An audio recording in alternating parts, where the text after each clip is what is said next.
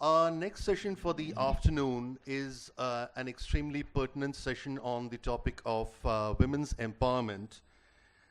This panel is very aptly titled, I Am What I Am. And we have with us four extremely empowered women who will be discussing this topic with us today. So without further ado, let me introduce you to our panelists. First up, we have a very respected name from the world of business, Ms. Anu Aga. Ms. Aga is director on board of Thermax Limited. She has been focusing on social causes and is the chairperson of Thermax Foundation. She has written extensively and given talks on the subjects of corporate governance, corporate social responsibility, the role of women, and education. A round of applause for Ms. Aga, please. Do we have Ms. Aga here? Please join us. Come. Okay, as you wish. The next person we have on our list is an extremely well-known TV personality, Sagarika Ghose. She is a senior journalist and author, currently consulting editor, Times of India. She was deputy editor and primetime news anchor on the news network CNN-IBN. She is also the author of two novels, The Gin Drinkers and Blind Faith. Her latest book is Indra, India's most powerful prime minister. A round of applause for Sagarika, please. Our third panelist for the day is Nemichandra Malhotra. Nemichandra has authored 30 books in Kannada. She has undertaken personal travels to more than 20 countries on a shoestring budget. We'd like to know more about that. Her novel, Yad Vashim, has received the Sahitya Academy Award. Applause, please. And last up, we have our moderator for the afternoon. Again, a name and a face that needs no introduction. Film and TV actress and animal lover, Divya Seth. A round of applause, please. I'd like the four empowered women to come on board, and Divya, please take it over.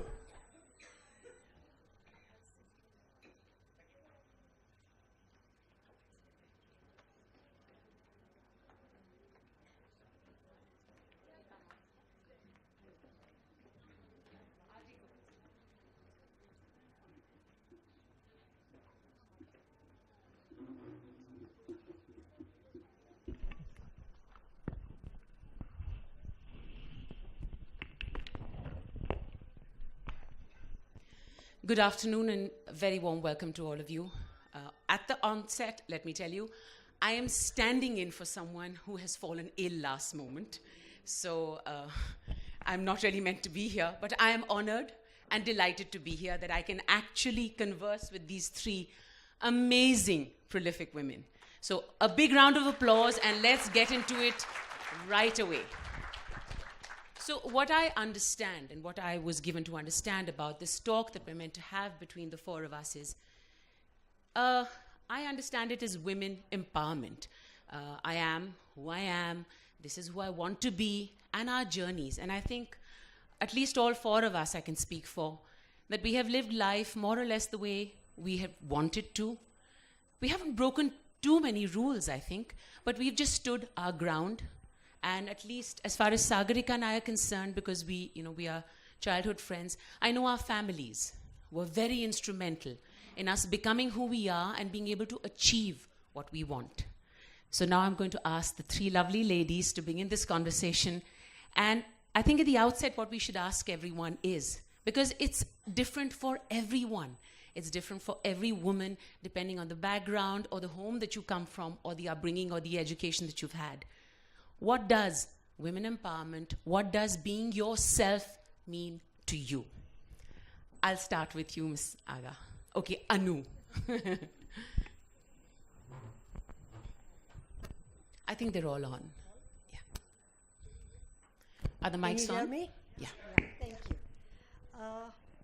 you. You mentioned that for both of you, your family was very encouraging. In my case, it wasn't so. I have two brothers, and I was a very good student, better than my brothers, and we had a family business. My brothers were constantly told that they'll have to join the family business. And I was told that, okay, you're good at studies, but your main aim is to marry and produce. Oh, God. Yeah. So they didn't take great interest in my studies or anything.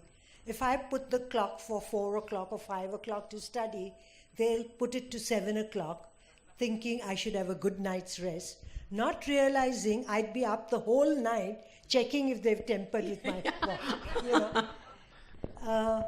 I remember I'm very keenly associated with an NGO called Akanksha, and 2 years ago we had a retreat, and they asked, when you were very young, what did you want to become? And all these youngsters came up with passionate answers about what they wanted to do. And I said, I wanted to marry and produce. Because that's what was really drummed into me. Which is more or less drummed into most girls' homes. And I've noticed not just in India, but in a lot of European countries, in middle-class America, in primarily, and let's not even discuss the Southeast countries. So it's not just, to be fair to our country, it's not just in India. It's by and large everywhere else. That's no consolation that others are doing this too. No. Anyway. So I fortunately married a man who was very different, who encouraged me to be who I am, to do whatever I wanted. I remember we were at MRA in Panchgani, Moral Rearmament, and and I said something where I didn't agree with my husband in public, in a forum like this. And my father was most upset that how dare you not respect him. And my husband said, how has she not respected me? She has disagreed with me. That's not lack of respect. I haven't married a sort of a rubber stamp. It was refreshing, different. And I was when I was in Bombay, I'm a trained social worker. I was working. When we moved to Pune, I would say under the pretext of looking after my mother and 2 children, I gave up work. Was quite happy doing nothing for about 6-7 years. My husband kept nagging me, get back to work, get back to your work. You were so much more interesting. And I was defiant. And I said, now I'm an adult, I don't have to do what you tell me. But you see, in our case, it might have been our parents, but in your case, there's always an impetus, which came from your husband then. Yes. So that's true. And then he had a massive heart attack and a stroke, and well-wishers suggested I join the company, and that's how my career started, in a completely different area of the corporate world, different from social work. And you plunged right in and took it forward. Yeah. That's what you did. Yeah. What about you, Ms. Nemichandra? 35 books, what I hear. I'm an engineer first. By profession, I'm an engineer. And I have been very excited about all the projects that I was involved with. The advanced light helicopter, the 5th generation fighter aircraft, the unmanned aerial vehicle. But I happen to be a writer, and writing is my passion. And there is no contradiction in that, because I used to be told, you should have taken arts. Women can't do science. Women can't do technology. Yeah. And that was one reason that I entered into engineering 41 years back, when hardly any girls opted for this profession. And I remember even my lecturers used to say, you have foundry, you have workshop, machine shop, and carpentry. All those things were there at that time, 5 years engineering course. This is not the field for girls. With lot of self-doubt, myself and my friend, we entered the engineering college. We wondered whether we are going to pass or not. And both of us came out with ranks, university ranks. That's when we realized there was nothing that was impossible for the girls. But it is like tying your legs and saying you can't run and win the race. Yes. It was high time we untangled ourselves. And the journey started much earlier. My mother was illiterate, though my father was a professor. But despite my mother being illiterate, she encouraged me like anything to study. She understood that education liberates us, and she never dragged me to the kitchen, never told what I used to see with the educated mothers in that era, telling that you had to, like Madam shared, you had to prepare for your marriage and produce. None of those things. My mother was from a village, from a dry land and illiterate. She said, you And she please study. still encouraged you, which I Yes. think is more important than someone like my mother or Sagarika's mother, who that's the life they lived. So for us to study or to go to St. Stephen's or to travel was commonplace. But for someone like your mother, who came from an illiterate background, was in a village, to understand and realize the importance that her daughter needs to study and pursue whatever it is that she didn't needs have to. much opportunity in her lifetime. She wanted to give all those opportunities to us. How wonderful. And I remember that decades back when I was in primary school in a small town like Tumkur, we the girls used to be taught home science, whereas the boys of the same class used to be taught general science. They used to think that it is good I enough. think it should be the other way around now. It is good enough if you I'm teach, not making any chapatis. if you teach girls how to wash woolen clothes, how to take care of home. And then my father was transferred to Mysore, and I joined a convent. Since it was a girls' convent, I couldn't see much discrimination, but there was this scientific, prestigious scientific institute which had a science essay writing competition. And I went and I wrote the essay, and I was one of the boys and girls who won the prize. And actually, I had won the first prize. And I was very excited because they said they are going to give books as prize. And what are the two books I got? One was about cooking. I have still preserved it for some reason. I got it when I was 13-year-old in 8th standard. One was about cooking, another was Thai Magu, which means child care. Child care.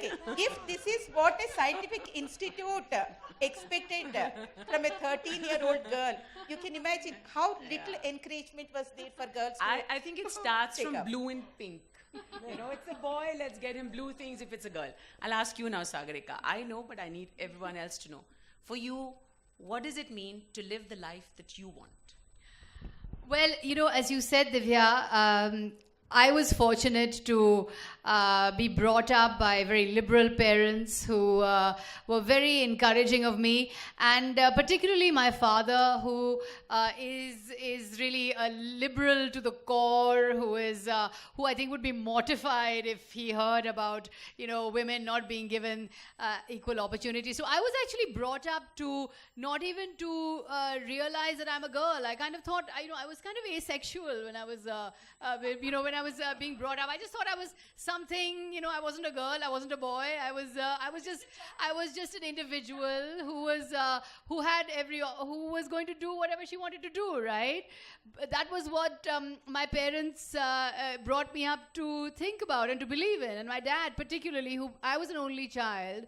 And I think when you're an only child, and I've just written a book on Indira Gandhi, and she too was an only child. And I think when you are an only child, you do feel the burden of expectation quite a lot. So I threw myself into my studies and worked very hard. But it was, and I did well at my studies, and so that became a stepping stone for me. But it was really when I started work as a journalist in India that I realized what discrimination was, because I had no idea about it actually. In my home, there was no discrimination. My parents were deeply liberal. My family consisted of very high-achieving aunts who went on to join the judiciary and the foreign service, and they were very liberated women. So I think I was brought up on another planet, And then I joined work, and that's when I realized the discrimination. I remember my first day at work when I was a junior reporter, and there was me and another male junior reporter with me. And the chief reporter looked at the male reporter and said, "So there's a rally in center of town being taken out by the Communist parties. You better go there. You better cover that rally. And I want you to bring me back the report by 5 o'clock that evening. You have to bring me back the report." And he looks at me and goes, "You spend the day in the library. It's very hot outside, so I won't tell you to go outside, but why don't you look around the office and spend the day in the library? And what do you like to do? Do you like to read? Do you like to so why the benevolent patriarchy of the older generation?" So I found that really shocking for the first time, that a male was asked to go out and cover a rally, and I was asked to go to a library and read books and be comfortable. And I realized that was when you had to fight.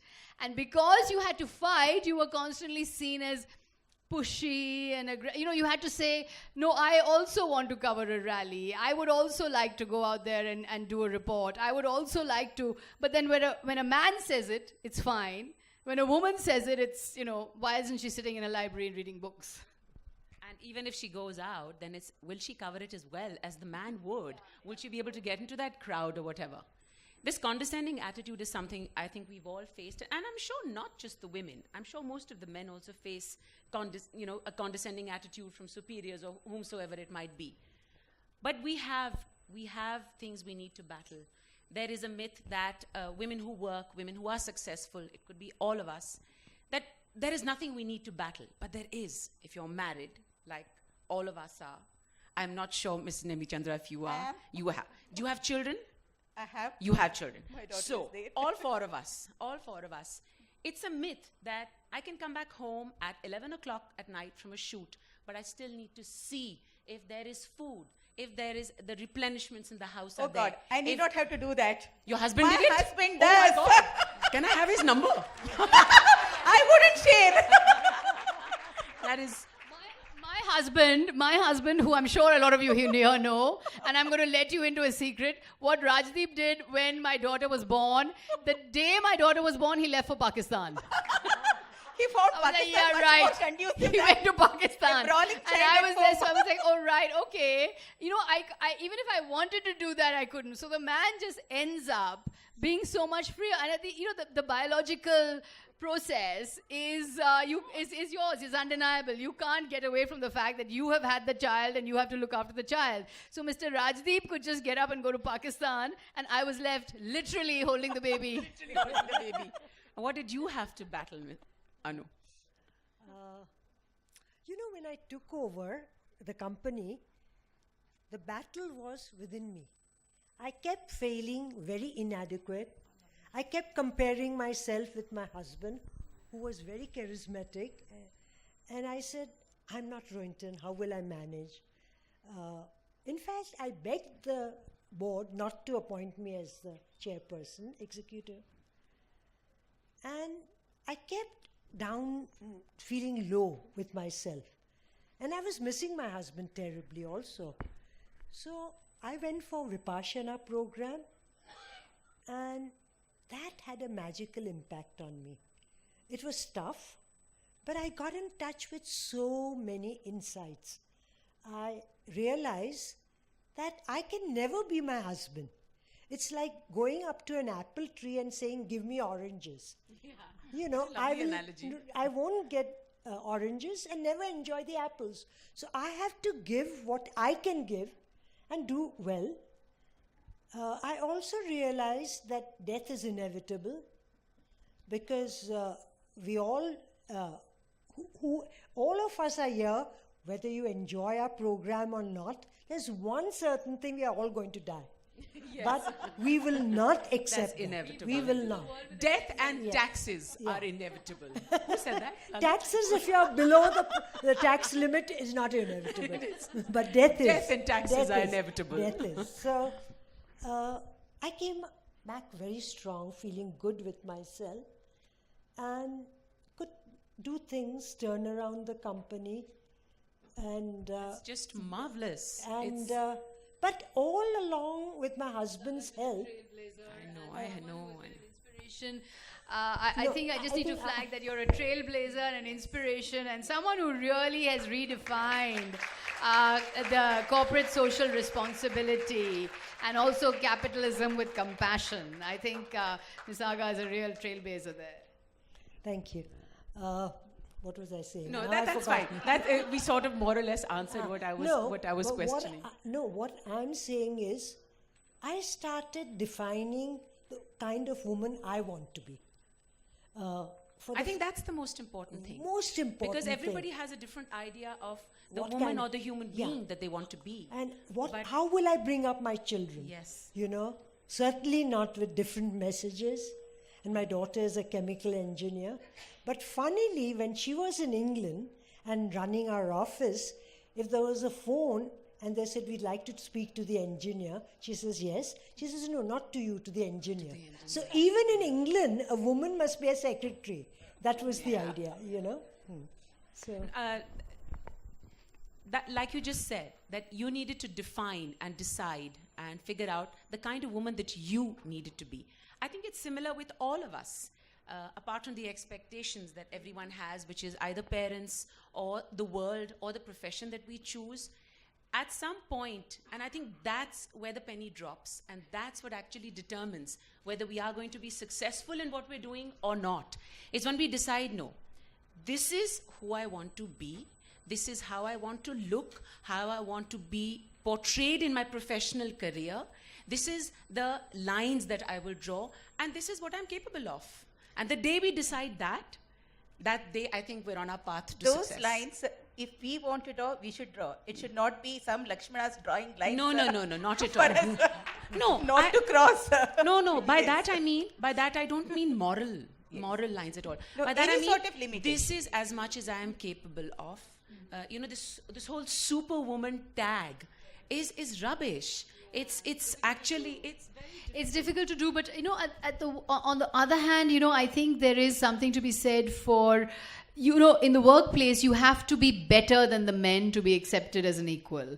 You have to work doubly hard. You have to spend even more time at work, and it's difficult as a journalist because often if you have kids at home or if you have household responsibilities, you can't give that kind of time, but you do have to work much harder. So I think you have to. Fortunately, as an actor, I don't need to do what the men are doing, so I'm quite okay just doing what I can do.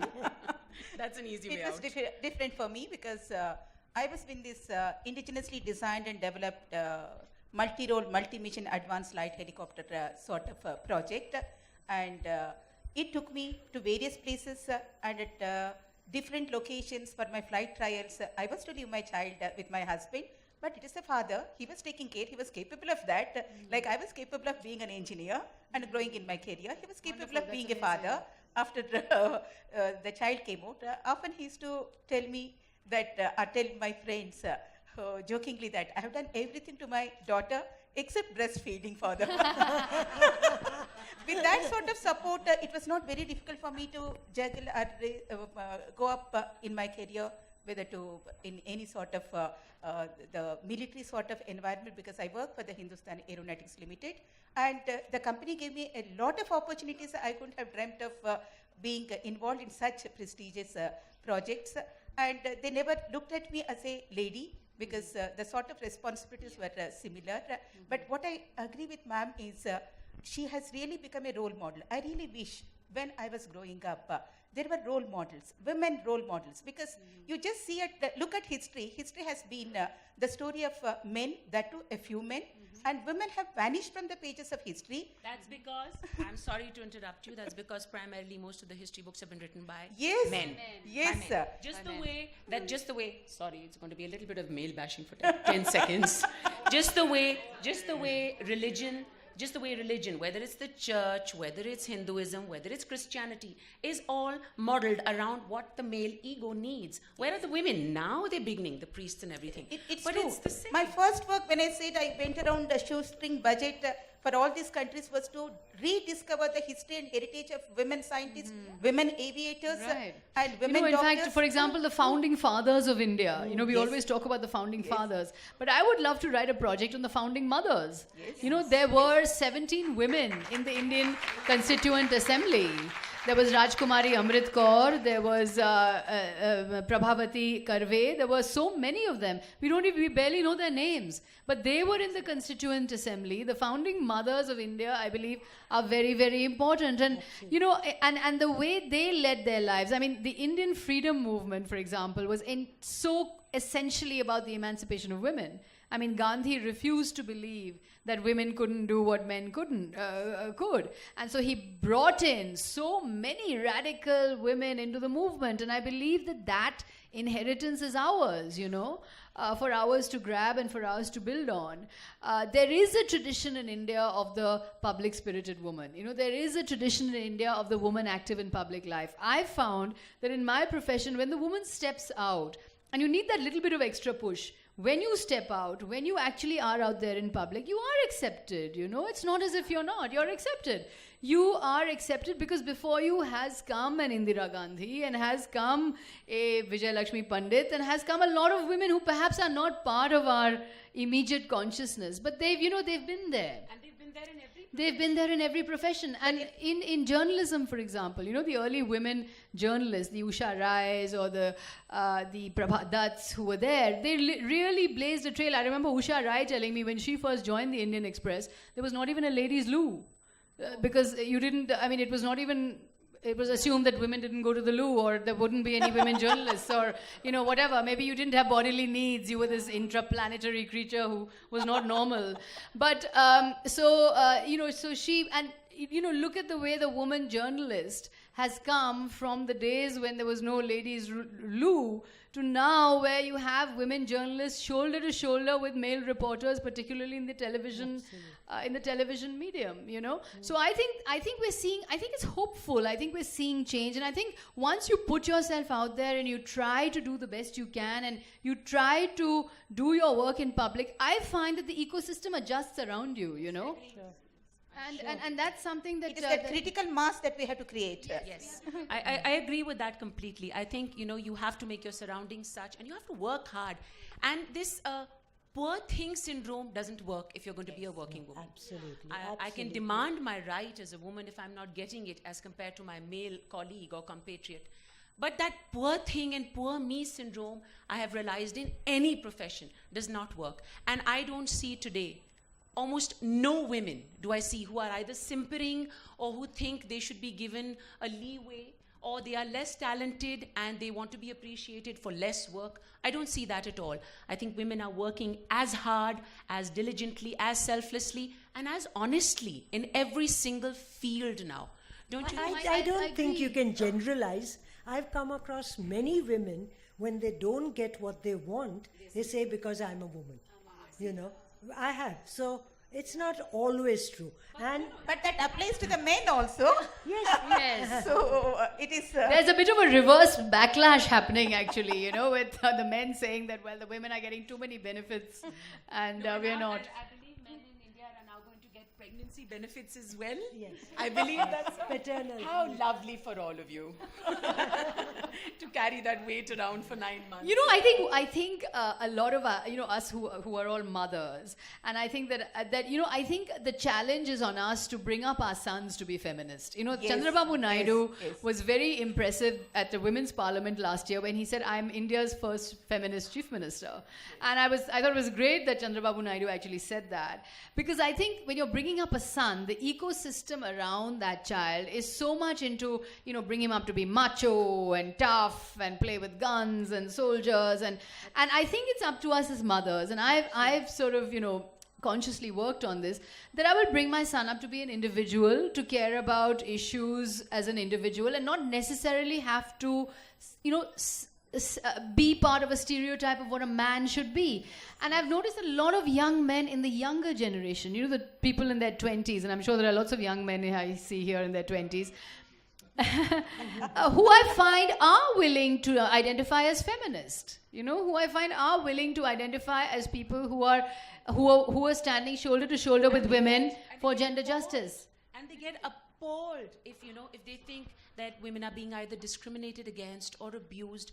There is not a general apathy, and they want women. They want women to do well. Every human being. Your has husband is the best example. Not that. Every human being has both masculine and feminine traits within that. But the culture, it only encourages We are a sun-worshipping culture. Violence in men. We're a sun-worshipping culture. We worship the sun and the sun, the S-U-N and the S-O-N.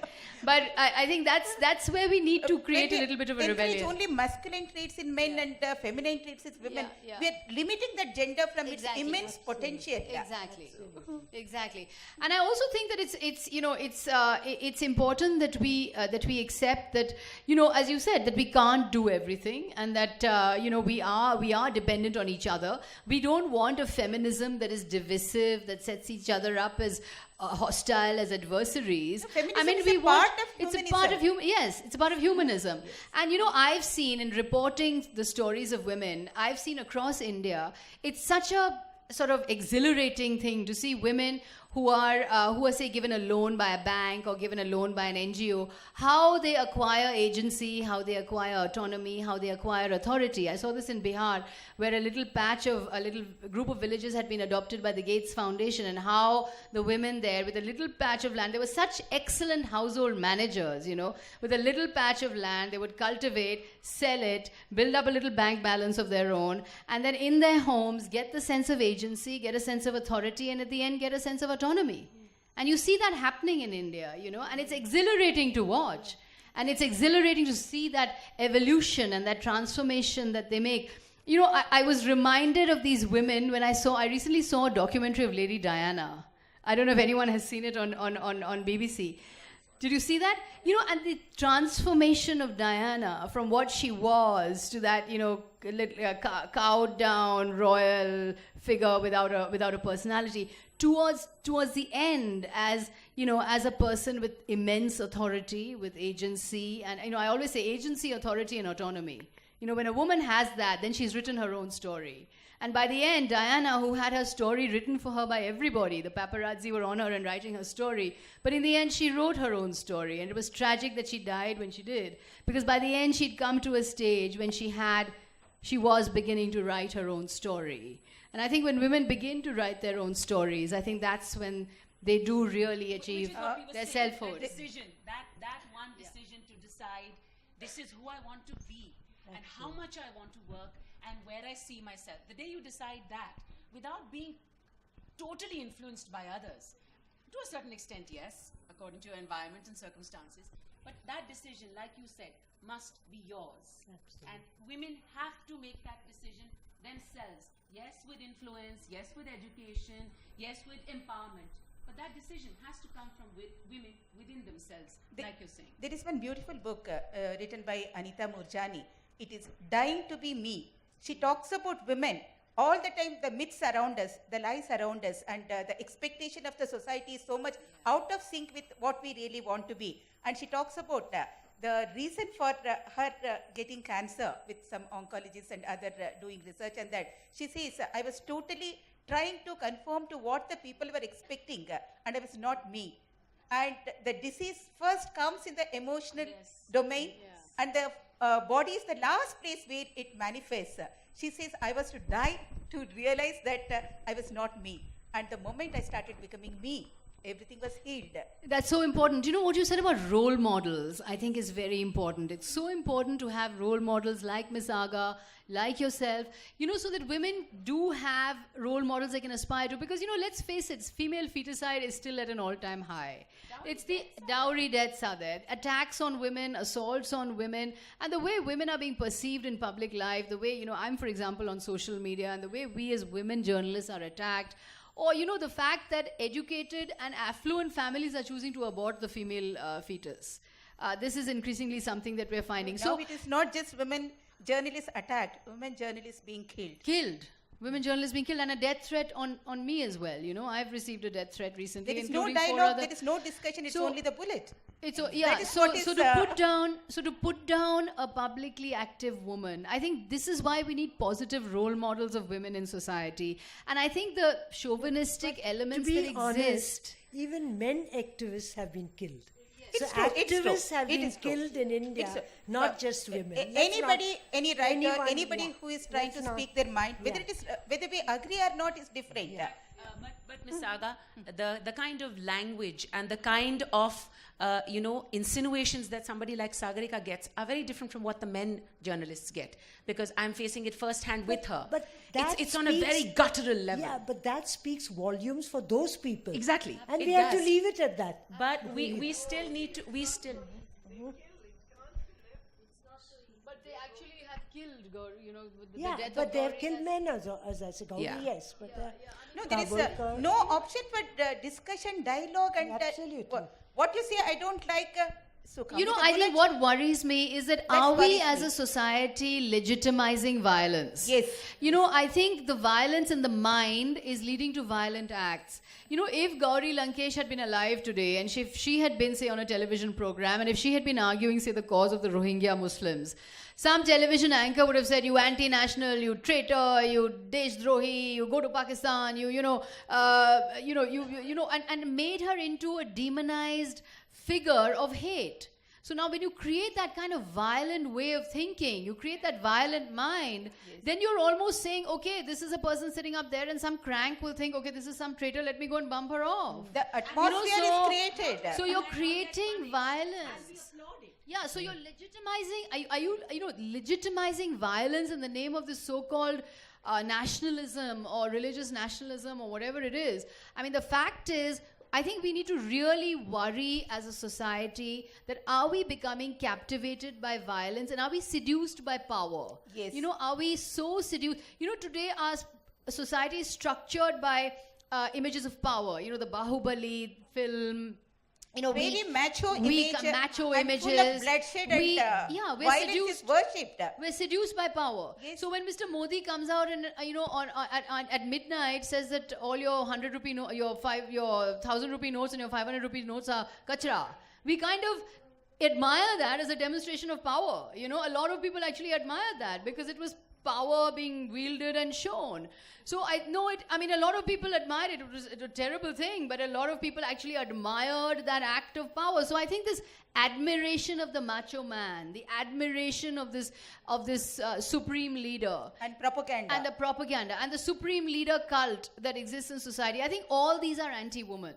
I think all these ultimately are deeply anti-progress and anti-woman and anti-feminist. And I think... Because the fear pushes the woman back into the house.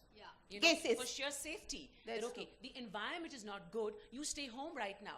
So it's actually a huge step back for women and for all of us. Yeah. Okay, I would like to ask you, Ms. Aga, sure. What do you see and what do you think India and our society and the community that you live in, what needs to be done so that the girl child and women and the workforce of women is empowered, is safe, is encouraged in the next decade in our country? Giving all the conditions that we are having to face as we are.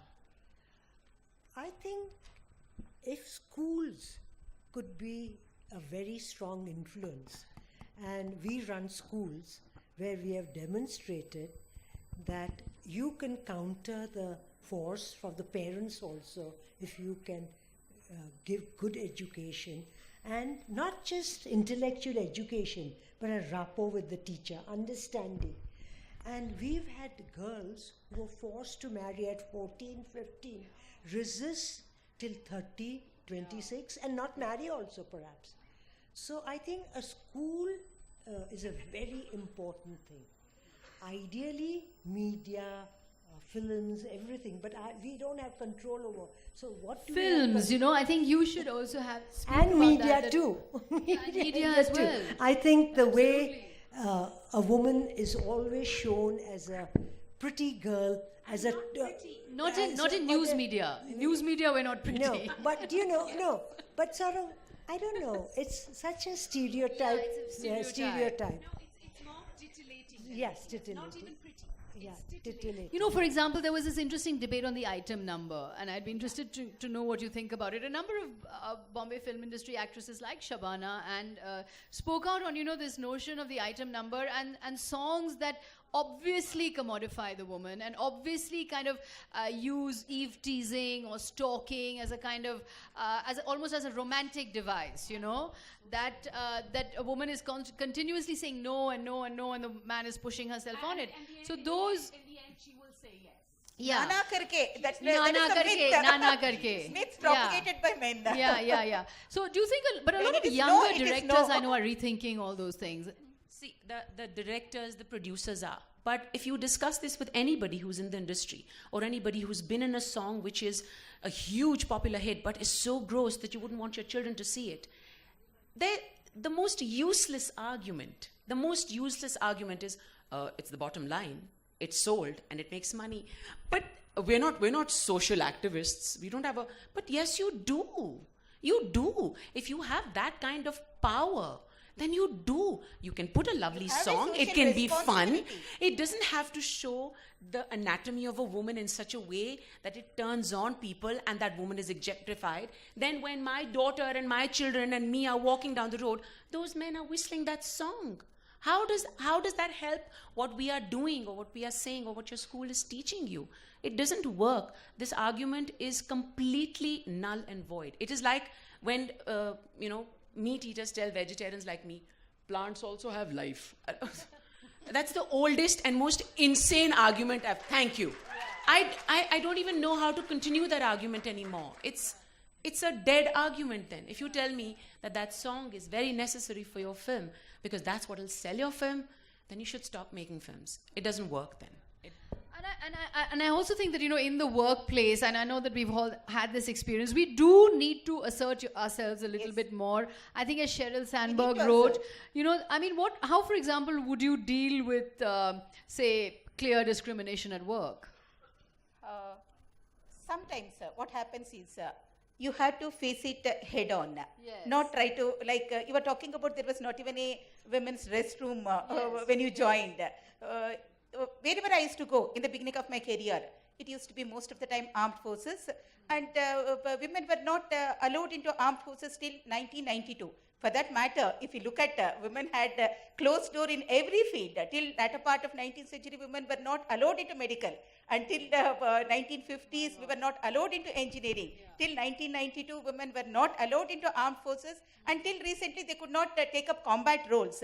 So wherever I used to go for my weapon trials of our military helicopter, there never used to be any ladies' toilet. But I had a lot of young women engineers with me. What I used to do is go there and find wherever there were men's toilets, 2-3 of them, come with mark one. I used to carry one written as ladies' toilet and stick it onto that. And that became...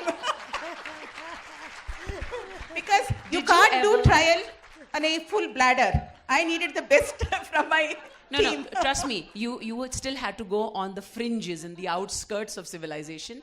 In Bombay film industry, in the studios, on the sets, there used to be one toilet and so dirty, and one used to be marked for just actors. So women like my hairdressers and all, wouldn't drink water all day until I had to actually fight for them. What I actually wanted to ask you was, when you went to these places, did you and your female colleagues ever undermine your femininity so that you fit in more? No, there was no need. Because in the first meeting or so, they used to underestimate our capability. But in no time, when they saw that we have taken charge. I can do this equation. But that happens to them. They come out with all guns blazing and they think they can put you in your place. And, you just make a couple of interesting interventions here and then, then they're left stumped. Then they have nothing to say. And then they kind of withdraw into their shells and then they become hostile and quiet. Did you have to do that when you took over? No. I've said that earlier also. No, I didn't have to.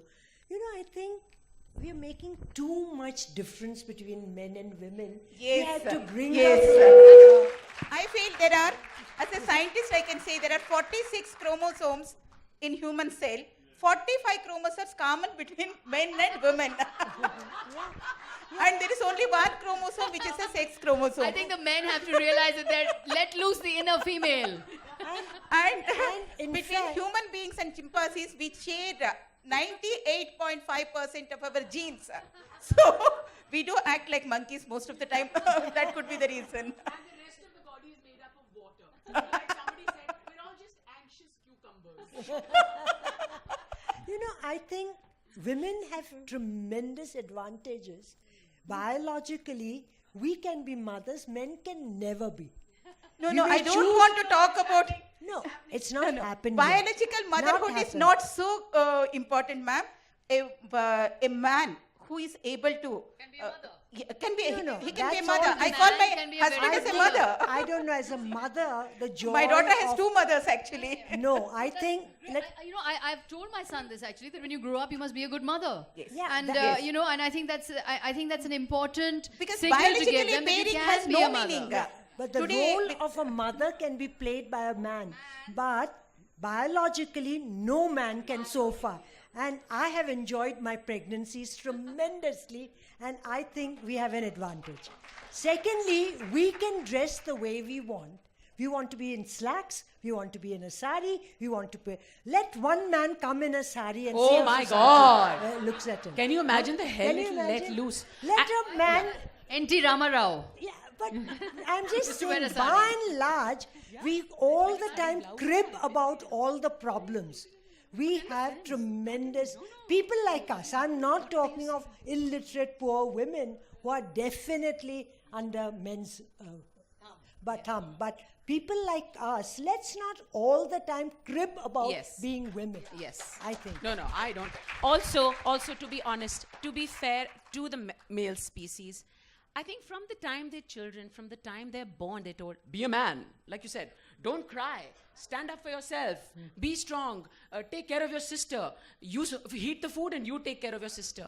These gender modifications, these gender diversions, these are the ones that cause that poor boy has to go into the loo to cry when the girl can openly just sob her heart out and is comforted by the family. And she can't show her anger. She Yeah. can't show her anger. Then she's, yeah. And the man would be called a sissy if he cried, but a woman showing. So we called out of control. Yeah. But you know, I think for more women to come into public life and for more women to be publicly active, there needs to be a greater reform process within society. Because if you look at politics, for example, you know, in politics, the new thing is 33% representation for women. Now, I don't think representation is the answer. I don't think quotas is the answer. I don't think a separate zanana dabba or a ladies compartment is the answer. I think the answer is to make politics less violent, to make it less money driven, to make it less in the hands of the gundas and the strongmen and the bahubalis, so that rational women can come into politics as individuals. You know, as long as politics remains hostage to, say, violent elements, antisocial elements, patriarchal elements, women are not going to find it easy to come into politics. Which is why today in politics you have the Bahu Beti brigade, you know, the wives and the daughters who are coming in. But having said that, I do want to say that we have some very, very successful women politicians today in India, and I think a lot of them deserve, you know, fair amount of admiration. I mean, Mamta Banerjee also, I mean, she's mad, but but you know, I think women politicians have to be a little mad, you know. I mean, I think there is a certain sort of designer insanity that you need to kind of use in order to stun your detractors and sort of impose your personality, you know. So I think whether it's Mamta. Yeah, so I think that it helps to be a little unpredictable. You know, you're suddenly going to go into Kali avatar, and nobody knows what will hit them. You know, you're suddenly going to hit them with a thunderbolt. So I think Mamta Banerjee, even a Jay Lalita or a Mayawati, I think they are showing. I think in the history of India, a defense minister is a woman. Minister Yes, is so, I mean, I think. I'm sorry. Indira Gandhi was the first defense minister. No, but she was. She held everything additional in charge, She was but everything. technically she was. Full-time defense minister. And you just see, the defense minister and external affairs minister are women, and home minister is man today. I love it. Rajnath Singh, proud Rajput, Griha Mantri. गृह मंत्री आप दाल रोटी संभालिए हम बंदूकें संभालते हैं. I think on that lovely happy note, this wonderful meeting of these lovely ladies, please. I don't think there's sufficient time for questions because I know. No, I think we you're just on a have clock. about some time for questions. I was afraid that, like a typical Indian male, I'll come in and bust this good women's party. Thankfully, I didn't need to do that. Thank you so much. Trust me. With four of us here, as vociferous as we are. That too. So yeah, we have time for questions. So yeah, please go ahead.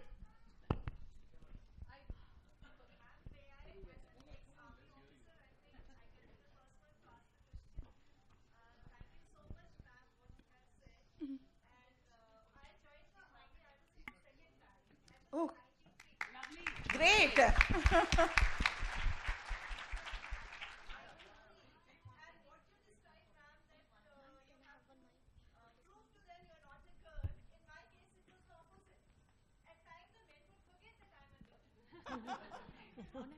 like to walk up to them and remind them, be careful what what my point was that I was a very girly girl. Girly girl. I was a very girly girl from the beginning, in the sense I loved dressing up. And when I was in my uniform, of course, it was the olive green and the beret. But when I was out of the uniform, I would put on my lipstick and my kajal and my bangles and my danglers. So one of my seniors told me, if you want the men to accept you, you have to get rid of the Christmas decoration.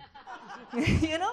And all of you would, especially Sagarika ma'am, would know, having did, and Nemi ma'am, that in the army, the men, their language starts with B dash and ends with M dash.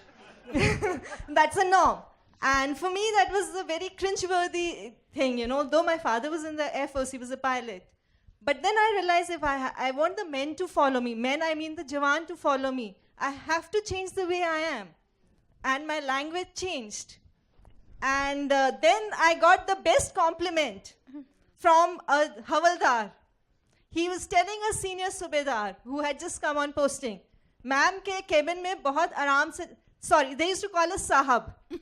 Ma'am is the lady wife. Officer is Sahab. They said, Sahab ke cabin mein bahut aaram se jana, Sahab bahut kadak hai.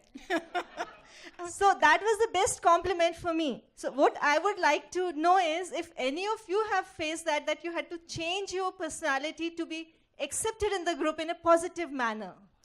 Ma'am, I don't think you were dressing up like that when you were going on the duty. Off duty, what you do is entirely... No, ma'am, but what you must understand is, you used to visit that as an engineer. I was an officer posted there. So I was on duty 24/7.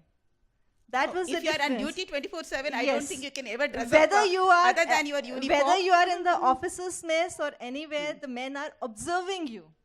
And they're but what you said, Sahab, I think being addressed as sir has become, you have to get used to it. You become a general manager, you become a chief designer, or you become go up in the rank.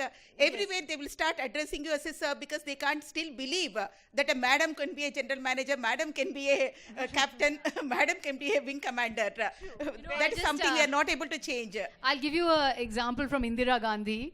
Indira Gandhi, when she went to the United States, the American president read an interview of her saying that she doesn't like to be called Prime Minister Madam. So he wrote a letter to the ambassador saying she doesn't like to be called Prime Minister Madam. What should I call her? So the ambassador asked her that, you know, the president is asking, what should she call you? What should he call you? And she said, well, at home, my cabinet colleagues call me Prime Minister Sir. So what he should call me is Indira Gandhi, Prime Minister Sir.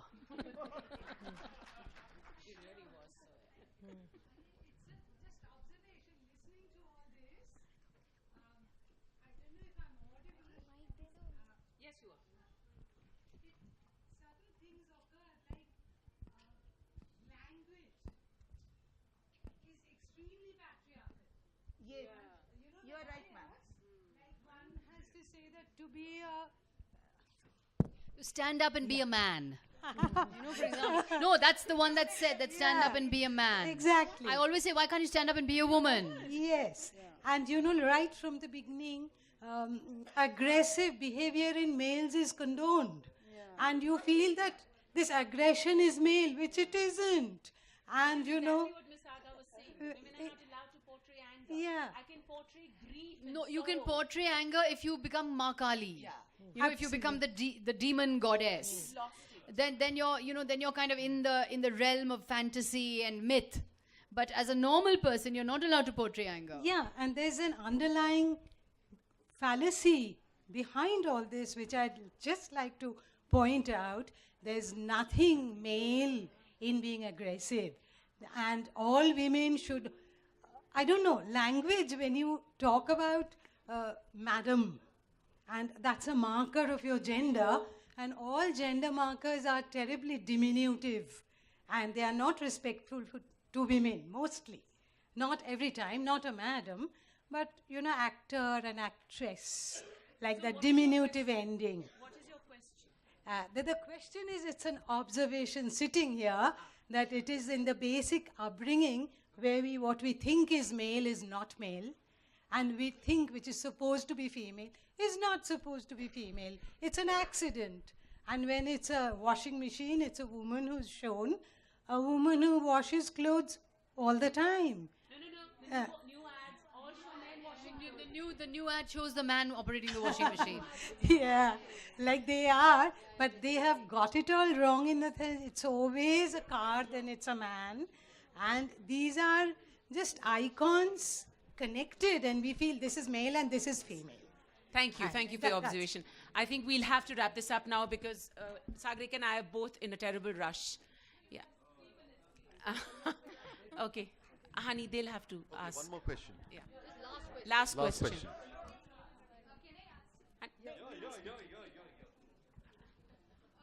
Hello, ma'am. Okay.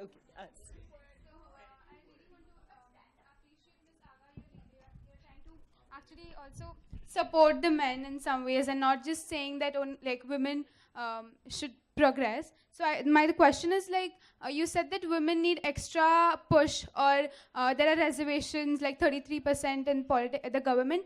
So don't you think it's indirectly saying that women are not capable or they're weak, that's why they need reservations? So do you think... I said they shouldn't have reservations. They shouldn't. Oh, I said okay. there should be no quotas. In fact, politics should transform. So I was actually making the case for against women's quotas. But like what do you think is the cause behind the stereotype that women need extra push if they really want to do something that they want? History, the march of history. I think to begin with, maybe time-bound quota, 5 years, 10 years, and not like we've had for reservation where the numbers are going up and up. Maybe because needed, maybe, I think, I'm not so sure, not because women are not capable, but because of so many biases, it will take ages for them to come up. So for a short while, time-bound, till people see that they are no different from men. It's only giving an opportunity. It's just for the and capable. and, and impetus to say okay. They get hijacked with the problem with that, I mean, and I've studied the women's reservation bill in detail. What happens is that, you see, if you reserve seats rather than reserve tickets, then the seats always get transferred to the daughter or the wife or the Ma'am, till relative. today it was 100% male reservation. So now people are telling, since the politician represent there should be reservation in tickets, not in seats. Right, You see, right. if you reserve tickets, Yes. then you say a certain quotas will be given to women. But if you reserve the seat, then the man will give it to his wife. Yes, You know, yes, that you're is the right. issue.